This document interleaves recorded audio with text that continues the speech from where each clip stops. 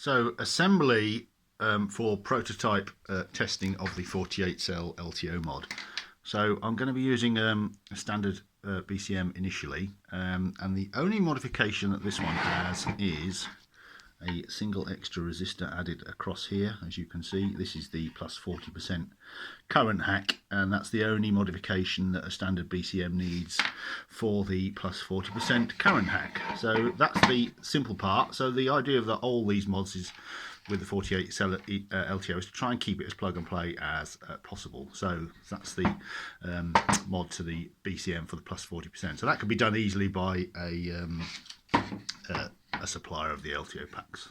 So let's look at the MCM then. So again, we want to try and keep this as standard as possible.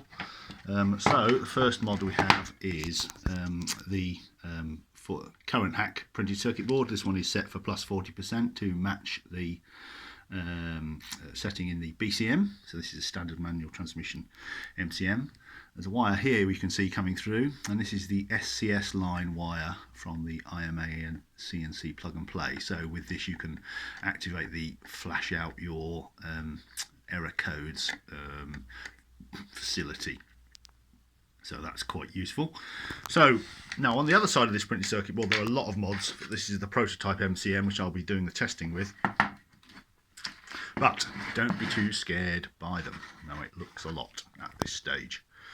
So some of these are optional of course as well.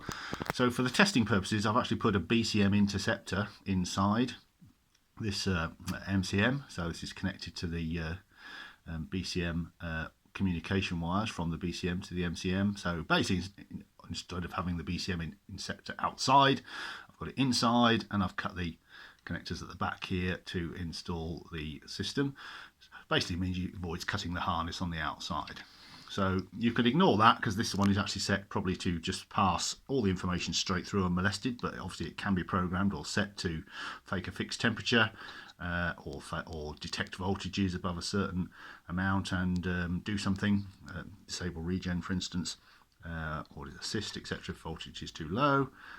These are the sort of jumper settings, if you like, these wires here. So this is set for like a standard configuration, I believe, at the moment. I can't remember, I'll have to check the programming in that. So yeah, it looks like there's lots of wires, but you can imagine this and then these other two printed circuit boards here and here all shrunk down onto one surface mount printed circuit board. That would probably easily go in this little area here that we have here, and just using the old ubiquitous double-sided tape, you could stick it in there. Yeah, there are a few connections to make here, but don't get carried away by these. These are just plus and 5 volt power and ground, and we'd only obviously have one wire here instead of 3 sets of wires because I've got 3 separate circuit boards in here. So let's look at these other two PCBs. This is the IMA CNC manual IMA control board. That's obviously been installed in lots of MCMs. So I can use this obviously to help control and test the system. And this is the VPIN op-amp voltage boost board, the plus 50%. Now on a sort of commercial PCB, if we make one combining all these three items, we can have a little adjustable pot for this as well, so we can adjust the gain if we want to, make it a little more flexible. So yes, so these three printed circuit boards could easily be combined into one printed circuit board. And I would say that a competent, if it was all combined and I had the flying leads attached to it, then I would say that somebody competent with soldering would easily be able to do these mods, just cut a few pins and solder to the backs of these connections probably in an hour. So and then an hour to do the MCM modifications. And if you wanted to remove all this, you could just solder the pins back together. So that's where we are with that. So this is that's all the sort of internal modifications that I'm probably going to be doing on these two. So the only other thing you have left to do is you have the high voltage plus 50% plus supply, and that's going to be using one of these. This will require a little external printed circuit board, and there we have the little circuit.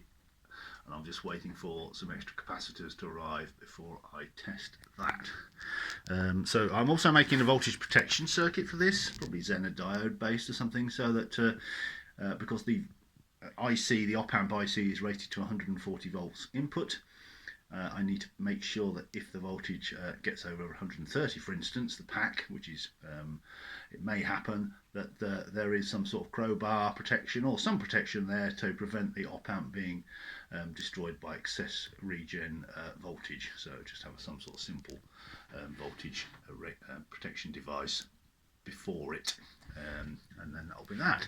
So yeah, so you need the BCM Fuller printed circuit board, and that'll probably be the only external device. The rest of it will be plug and play, as you can see here, plus 40% current hack, IMA CNC, BCM interceptor, all installed to make it nice and easy just to plug in. So that's where we are at the moment. I'm just basically trying to gather things together. One of the other things I'll need to finish is I'll need to finish my harness for my LTO packs so that I can actually monitor the cell voltages on these test packs with a modified OBD2 CNC with the CAN bus board in. So yeah, there's still work to do, but it's slowly going forward.